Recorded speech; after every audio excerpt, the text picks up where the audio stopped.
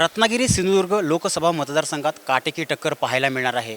याच पार्श्वभूमीवर केंद्रीय गृहमंत्री अमित शाह पहिल्यांदाच रत्नागिरी दौऱ्यावर येत आहेत आणि या ठिकाणी आपण पाहू शकता या ठिकाणी त्यांच्या दौऱ्यासाठी एक जाहीर सभा होणार आहे त्यांची आणि त्यासाठी पेंडॉल्स उभे केलेले आहेत। 3 पेंडॉल्स आहेत, जवळजवळ 17 ते 18 हजार खुर्च्या या ठिकाणी मांडण्यात आल्या आहेत। मोठ्या प्रमाणात ही जाहीर सभा होणार आहे आणि या सभेची जय्यत तयारी सुरू आहे।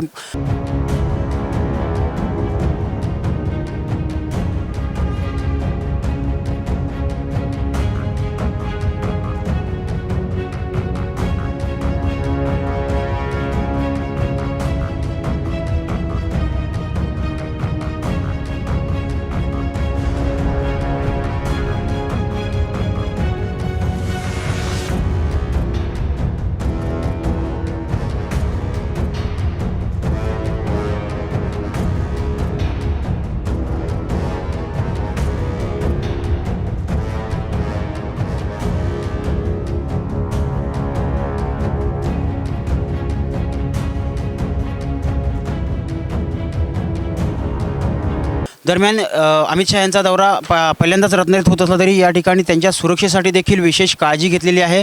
या ठिकाणी दिल्लीतून काही अधिकारी दाखल झाले, दिल्लीची एक CRPFची टीम या ठिकाणी आले, तसेच राज्यातील SITची टीम या ठिकाणी दाखल झाले। स्थानिक पोलीस असतील, इतर प्रशासकीय यंत्रणा असेल, सर्वजण या अमित शाह यांच्या दौऱ्यासाठी कामाला लागलेले आहे।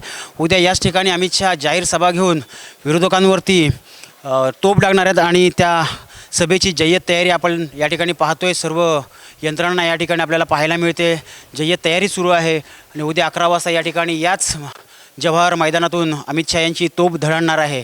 कॅमेरामन दीपक मोहितेसह प्रशांत पवार, टाइम्स डिजिटल, रत्नागिरी।